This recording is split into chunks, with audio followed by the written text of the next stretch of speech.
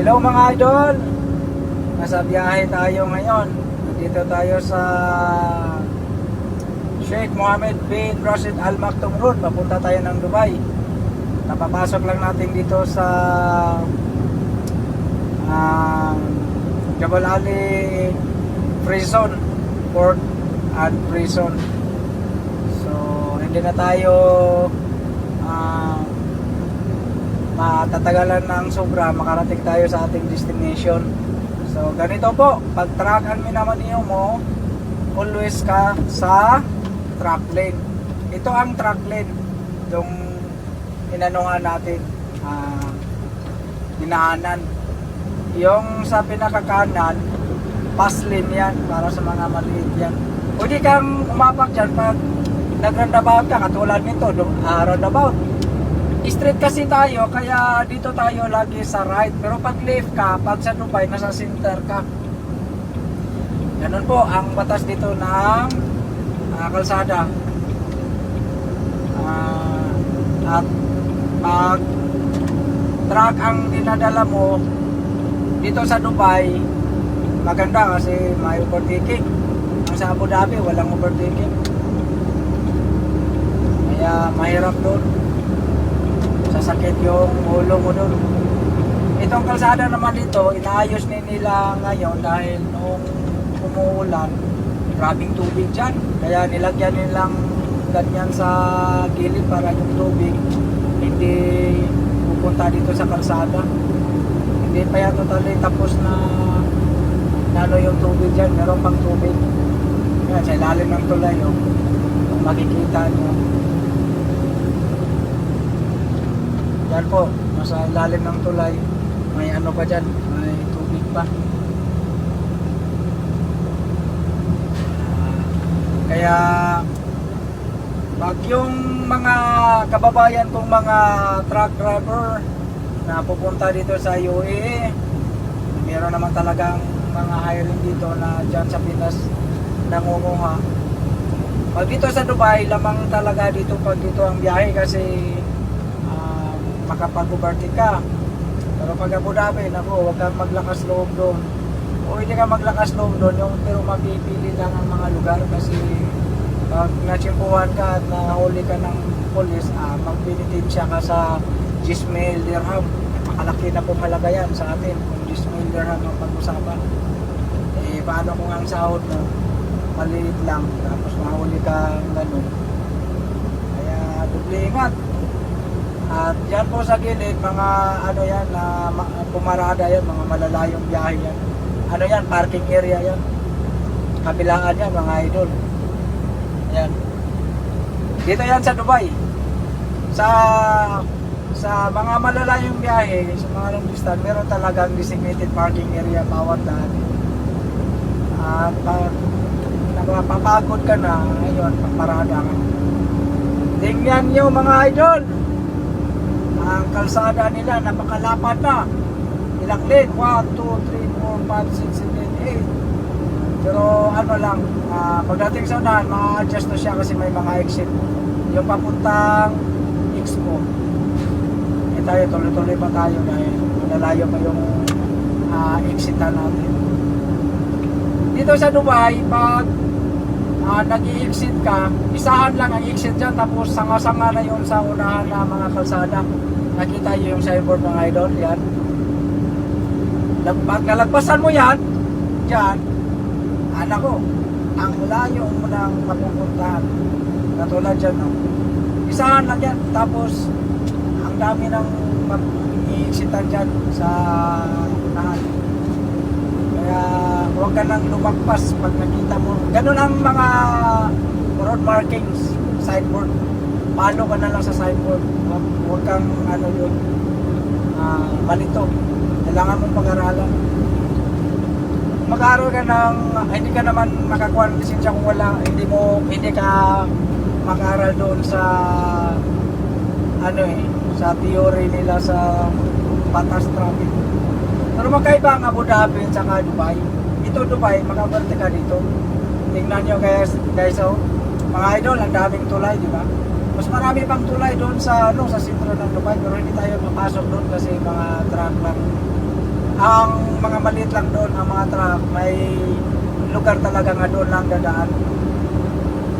Pag naligaw ka idol, tapos no entry sa truck or lifetime ban ang truck, tapos mahuli kang dumaan doon, goodbye, uwi ka ng Pinas. Yun ang mga dapat pag-aralan at anuhan mo talaga, pag-isipan kung bago ka mabiyahe. Yan, daming tulay mga idol. Malapit na tayo mag-exit, so prepare na tayo. Early change lane tayo mga idol dahil maalanganin tayo pag late ka nang mag-change lane. Yan po ang Expo mga idol, Dubai Expo. Yung taga Dubai alam na nila yan dahil lagi sila pumupunta dyan yung Expo 2020. Kung sa atin pa Expo, sa salita sa atin malaking tabo, sa Bisaya pa malaking tabo. Yan, Expo 2020, ang ganda po dyan. Dinala kasi ako dyan ni Coach yung Coach nung yung kakilala lang, dinala niya ako dyan. Ganda nung panahon na yun, 2020.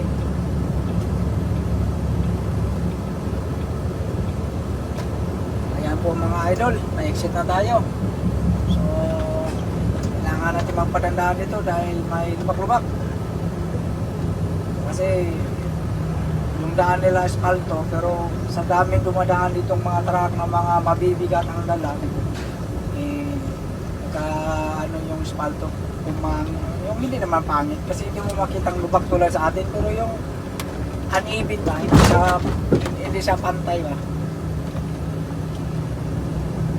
Exit tayo dito idol sa Labab Road, sa exit 77. Yan po.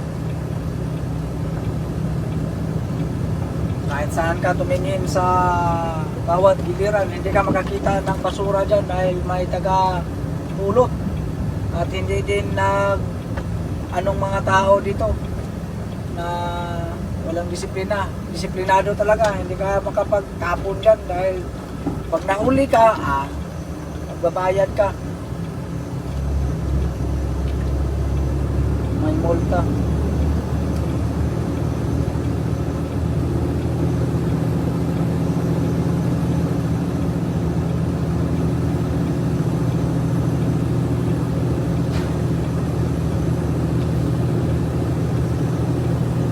Ang lalapad ng kalsada nila dito idol,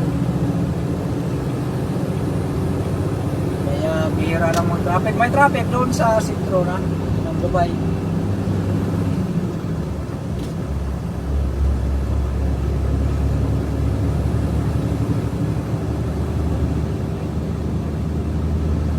Umakyat na tayo ng idol, so dito na tayo sa Labab Road.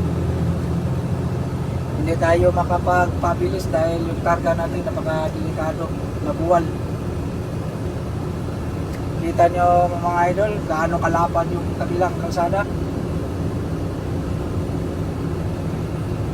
Pag galing ako ng Alin, dyan ako sa kabila, pero galing ako ng Abu Dhabi, tapos nag-i-exit tayo dito, so dito padandahan tayo kasi yan, ay ako parang kabayo. Hindi pa naman napalitan yung shock absorber at saka shock ng truck na to, kaya mabigat siya muntok, parang nalaglag ka sa third floor. Yan po, industrial na po tayo mga idol. Jibilali industrial na tayo. Nandito lahat ng mga kumpanya, mga pabrika, mga warehouses. Napakarami po. Yan, warehouse yan. Klase-klase lang pong kumpanya dito kasi industrial city dito Jibilali.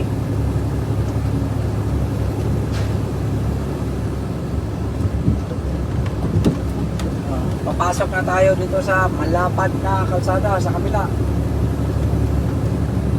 Hindi tayo nag-change lane dahil alam ko na nung daan dito na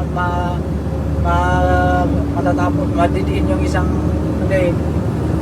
dito talaga nakapwisto. Kasi malanganin tayo minsan eh. Ayan po mga idol, nakita nyo gaano kalapad yung kalsada.